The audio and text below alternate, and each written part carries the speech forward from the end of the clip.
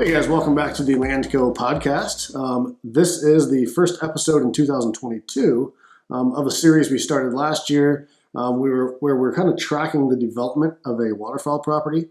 So Pudic and I bought this property in I think early last year, maybe late the previous year, but we bought it with the intent of turning it into hopefully a world-class waterfowl property, and we've been kind of developing it ever since.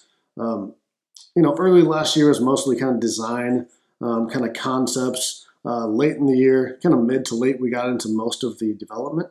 And so this year we're mostly kind of like buttoning up most of our projects. I think we increased some tillable too, so we're adding some farmland. So this episode, I'm going to kind of bring you up to speed on how most of it went in terms of waterfowl hunting or waterfowl activity. And then I'm going to tell you kind of where we're at now, what we've done this year, and what we expect moving forward. So last year, if you remember, and again, I'm not sure what episode this is in the series, maybe 6 or 7. If this is your first time hearing of it, hop back and you can listen to the first 4 or 5 and kind of track that progress. But we started with kind of a blank slate. There was one wetland there that kind of needed some work, and if you are listening to this, we're also recording this. I've got some pictures here that is a little easier to follow along if you're interested. But so what we ended up with was this 140 acres or so of tillable. It was in a good spot from a waterfowl perspective. So we bought it and we're developing this waterfowl farm.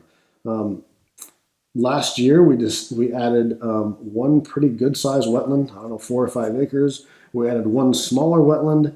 And then we did there was an area that's maybe 10 or 12 acres that used to just kind of be in tall grass, kind of a wasteland area.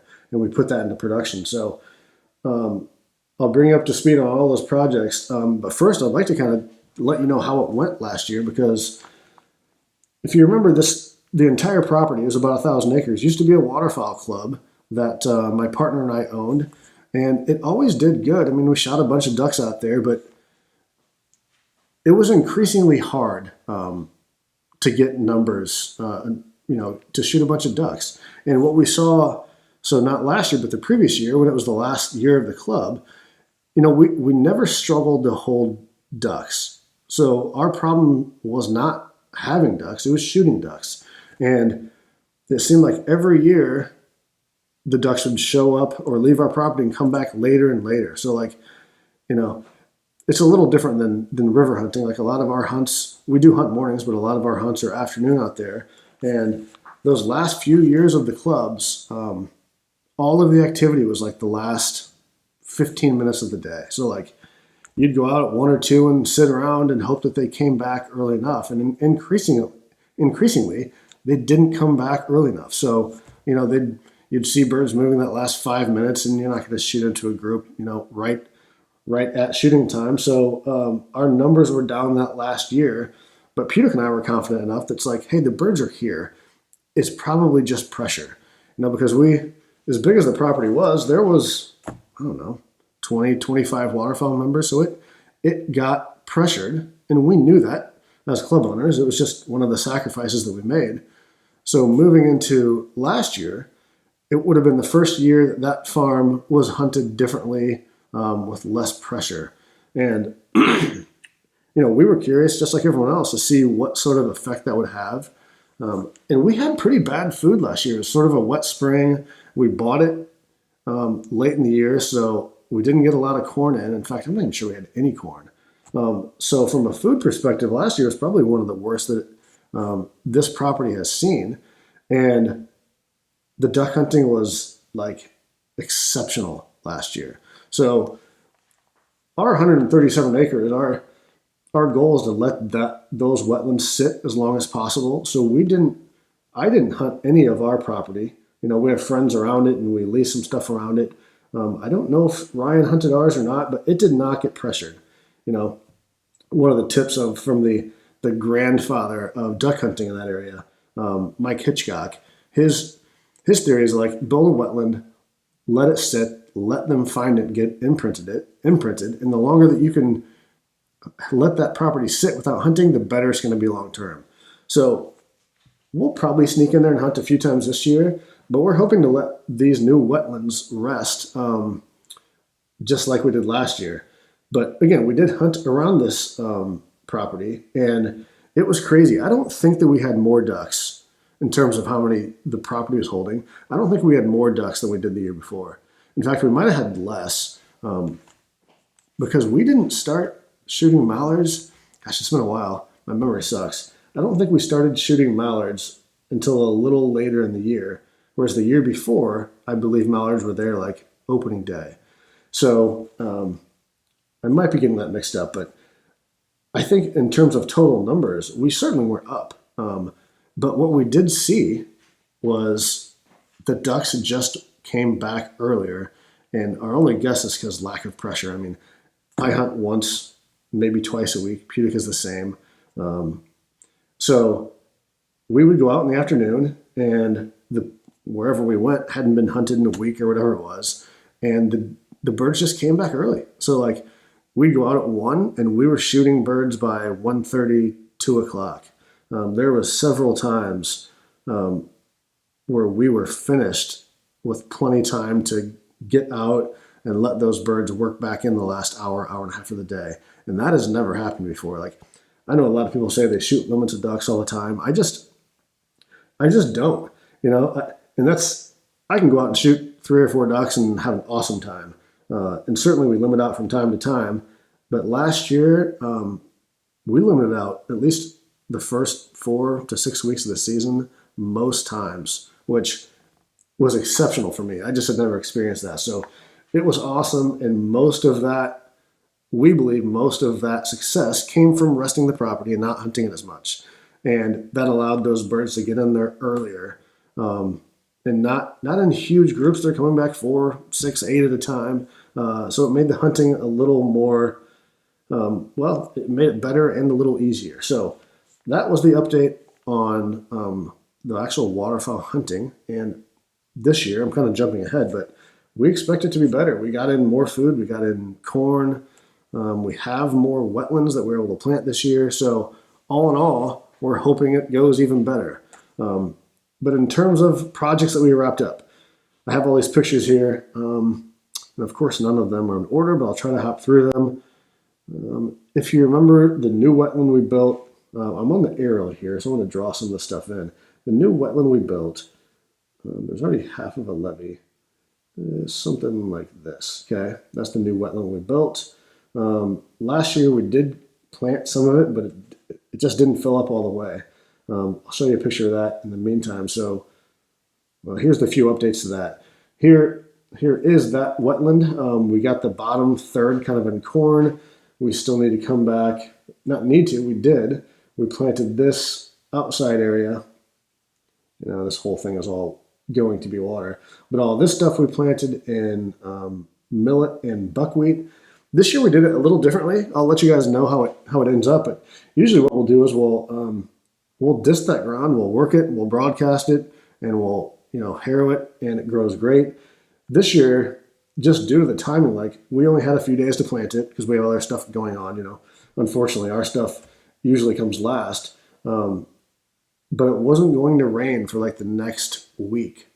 So what Ryan did is mowed it, sprayed it. We actually drilled that stuff in to hopefully take advantage of some of that moisture in that ground to get that to germinate. And I think it did rain 5 or 6 days later. So we'll go check that out in the next few weeks, and I'll let you know how that went. But all of our millet and buckwheat this year was drilled in to hopefully take advantage of some of that ground moisture. So this wetland looks awesome. It's got maybe 1.5 acres of corn, and we're going to plant the rest in smaller grain stuff.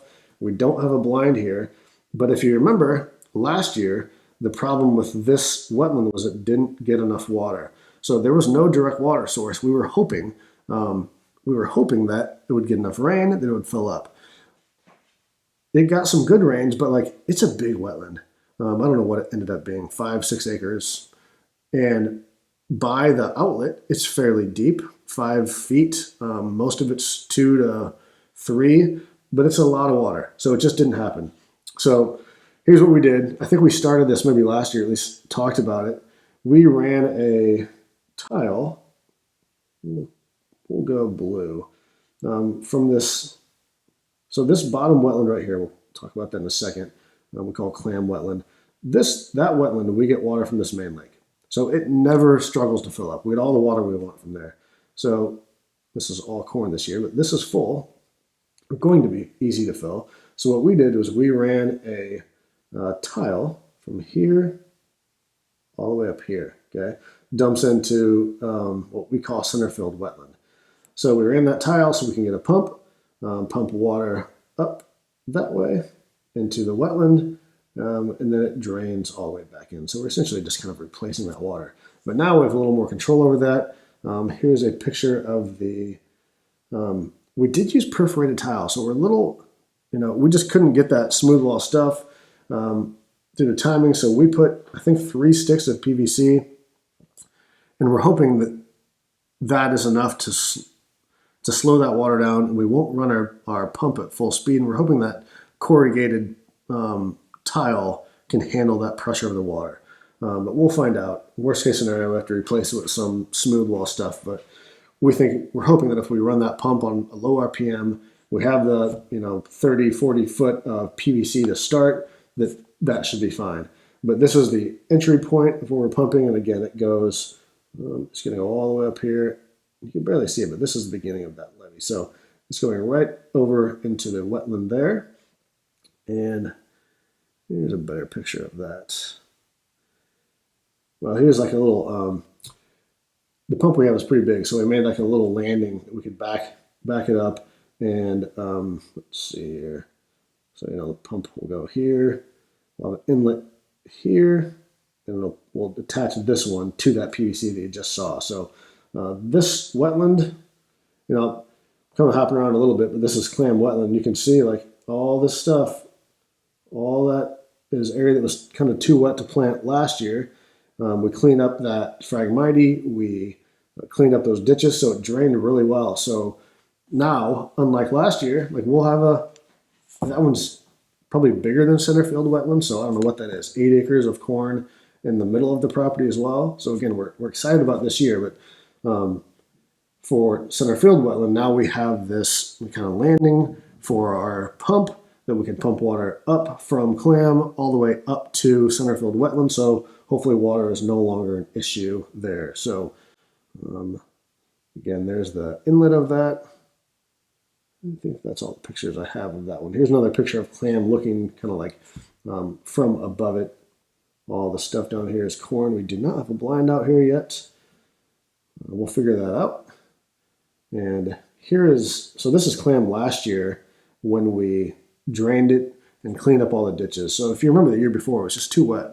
We couldn't plant much of anything down there. So we came in and cleaned all that Phragmite, cleaned up the ditches, and it dried out like perfectly. So this is a picture. This area is where we planted corn, but this was before we did. This is when it was all cleaned up. So this one has a drainage ditch, actually a few of them. So the water drains out. I should use a different color. Drains out this way, obviously, and actually drains out through there. There is a little spring that we couldn't clean up here. So there's a little wet spot through the middle there. But all in all, we were excited how that turned out. So we need to figure out where we're going to put a blind and do that. But otherwise, that clam wetland turned out well. The new wetland, here's a picture of this new wetland. Again, we made this last year, and this is a tiny wetland. I'm going to bring back this map. So this would be right here. In this area, last year was nothing. This year it's all farmland. So this year it's in beans, but eventually it'll be corn, and it'll be all pit corn heading down to this little wetland. And this big lake is not our property, but man, a lot of stuff sits here, and we'll catch some of those coming back up. So it's a little wetland. We don't plan on hunting it a lot, but when we do, we were hoping that it's a killer wetland, almost like a little hidey hole for deer hunters. So that was a picture of it before. Again, it might not even be more than an acre. It catches water from the top and drains that way. And let me see if I have a better picture. We tried to plant it too early and got it was a little wet. So it's like Ryan got or maybe, I don't know if it did or almost got stuck because there's some monster ruts down there. But this is a good picture to show where we're going to put some stuff. So you can't see all of the wetland, but this side, eventually, this year we didn't do it, but eventually it'll be corn. And our pit is going to go right here. So we'll leave this water kind of open with this going to be stubble. This year's beans, next year it'll be corn. So that one is done. This year, we got some kind of weird rains. And that one, the tile going through it, we'll have to maybe think about this next year. The tile going through it is not perforated. So it didn't drain as fast as we hoped. So we might have to go in there and create like either some sort of ditch or go in and tile that. It's not huge, so it wouldn't be a huge expense. So this year it's just millet and buckwheat. In fact, I think it might be straight buckwheat. So, but still excited about that one. We've never hunted it. Don't have a pit there yet, but we're excited to see how that one turns out. Let's see, what am I missing here? Oh, I didn't show you this one before, but this is the top of the line we ran from Clam up to Centerfield Wetland. Here is the end of it, so the water will come out this way and fill all this stuff up. Again, it's a big wetland, but that's the hope. But we're confident that one will work. But we're excited to see how that one does with a ton of food up high on the property. So that is it in terms of this. We also did, that's it in terms of the wetlands. I don't have a picture, but we did plant this area here. It's blue, I don't want that. So we did, gain, whatever that is, another 10 acres of income from planting it. That's all done. All the wetlands are planted, like I said. We'll have corn. We'll have one in full in corn, the Clam. We'll have Centerfield Wetland, about a third corn, the rest small grain. And then our small hidey hole wetland is going to be all, I believe it's all sorghum. So everything's planted. We need some blinds. We'll do that later in the year, and we'll, probably do a podcast episode and what we get and where we put them. We have 2 Bradley blinds on order, so hopefully we get those in time, and we'll probably build a few wood blinds out there. But that's pretty much all we have to decide this year moving forward. We have not ran power back to the property yet. We have paid for Ameren to drop it, so at some point we'll run it back there and make a few decisions from there, but we haven't done that yet. Our expectations moving forward this year are pretty good. Like, I think a lot of birds are going to use it. I think we have since we lease around it and have friends around it, we have the ability to let it sit another year and not pressure it. It doesn't mean we won't go in there a little bit, but we'll largely let it sit and watch the birds and see if they find it. And again, last year we had no corn. This year on the whole farm, we're probably looking at 20, 30 acres of corn. So we're excited about the season. It should go well. We do have a sunflower field right here this year. So I'll let you guys know how that does, but those came up fine. So we'll do a little dove hunting out there, but the farm is in great shape. It's sort of crazy how not pushing a farm changes so much. I mean, we're seeing deer out there, which is crazy. There's not a tree on our farm, and we see deer all the time.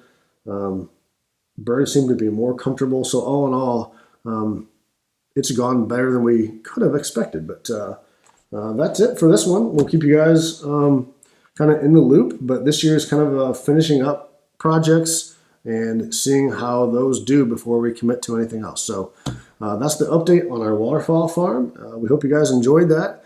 If you guys have property that you'd like to develop, give us a call. It's we do a lot of stuff, but that's one of my favorite things to do is help people develop farms, increase any sort of conservational benefit. But waterfowl is my passion, so those are certainly some of our favorite. But if you have a farm that you'd like to look into doing some of this stuff, give me a buzz, and I'd love to check it out and try to help you out. So that'll do it for this episode, and we will be back at you shortly with an update on how the projects are going.